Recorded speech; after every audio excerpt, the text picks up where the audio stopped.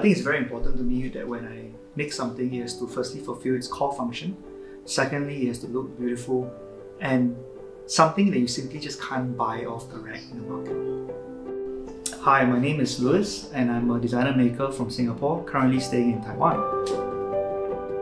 Most of my work are one-off commissions, bespoke and made specially for each individual collectors and clients. So when I first got this commission, I was pretty excited, but at the same time, I did not have many ideas to run on. And just at that point, there was an exhibition in the Taipei Palace Museum, and it was on Qianlong's curio boxes.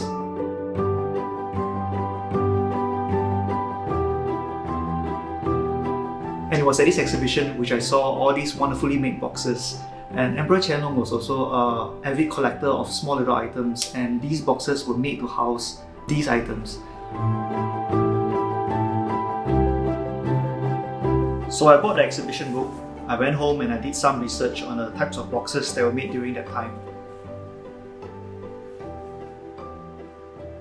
Then I started sketching and I eventually decided to base my design on these kind of curio boxes.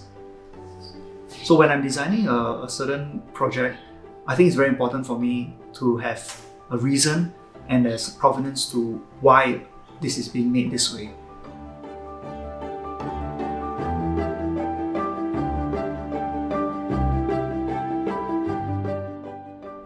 For this cabinet, I think it's very important that the family crest is clearly shown, yet there are subtle details that you only realize when you look further into the piece.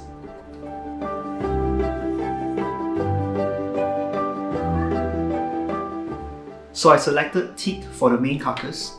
The drawers are made of teak and maple sides, and for the boxes inside, I picked bird's eye maple and Taiwan Cypress, which is Taiwan Kwai Mu. Taiwan Cypress have a unique, sweet yet earthly kind of scent, which is quite nice, and I thought it would be very nice for the boxes themselves.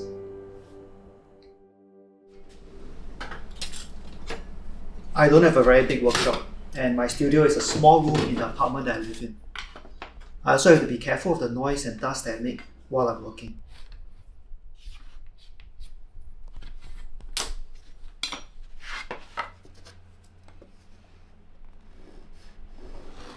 I hands-on most of the parts, and I also hand-plane all the surfaces.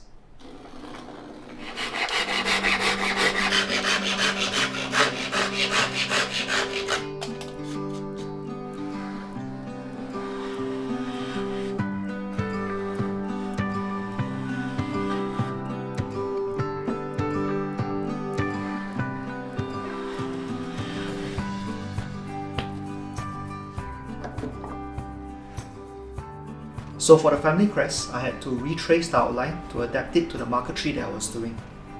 I used to use tracing paper and pencil for this, but now I've started using the iPad, which helps me greatly in this process.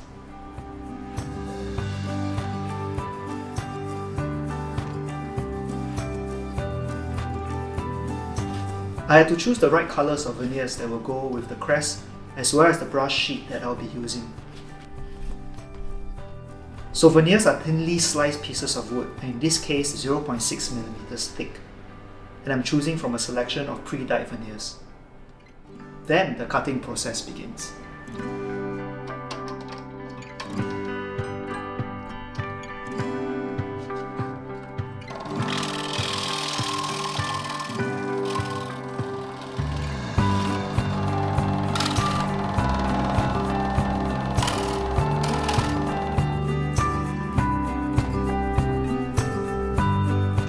After cutting all the pieces, I had the task of putting all these tiny parts together to form the family crest. This style of marquetry is also known as boulle marquetry, whereby the veneers and brush sheet are all cut together. But I've also combined this with another style of marquetry called piece by piece, and the parts are cut separately before putting them together.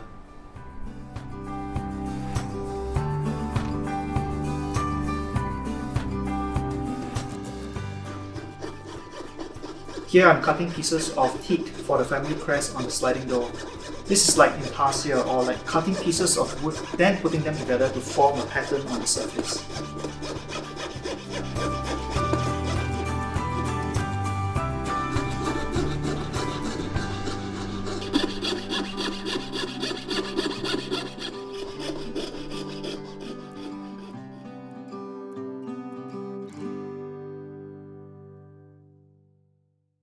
One of the challenges of this commission was having to deal with curved parts and to calculate the angles for it, something which I'm not very good at.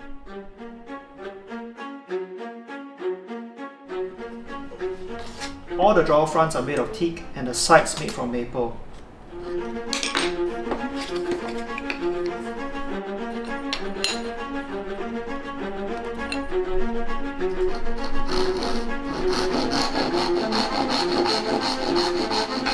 They are all hand-cut traditional dovetailed drawers, and I had to make a total of 10 drawers, 5 on 2 sides of the cabinet.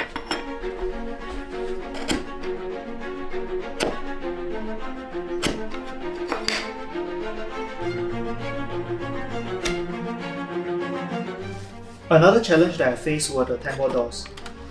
I had to tweak the type of glue and pressing pressure so that the cloth backing will adhere properly to the wood strips.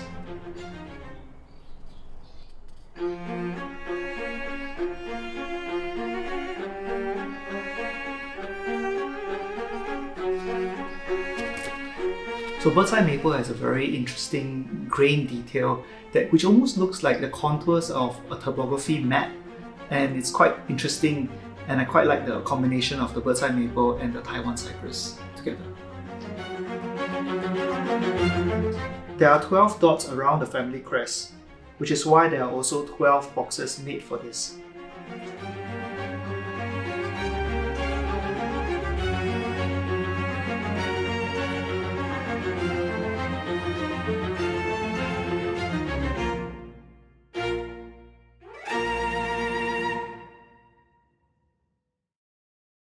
Making the cabinet has made me excited about designing and making something again. There were parts that were challenging, like making the boulle marquetry as well as carving the parts for the sliding doors. All in all, I think I had a really good experience, and I hope that the cabinet will be enjoyed by generations to come.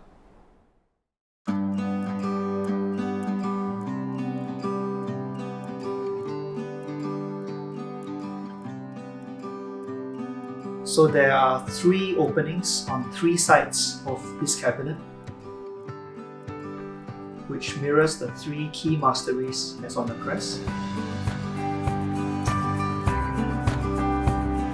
The cabinet sits on top of a revolving circle, which also represents the circle of life as on the crest. Then there are 5 drawers on 2 of the sides, which represents the 5 core philosophies and the 5 essential values. Next, there are 12 life principles, which corresponds to the 12 boxes inside the cabinet.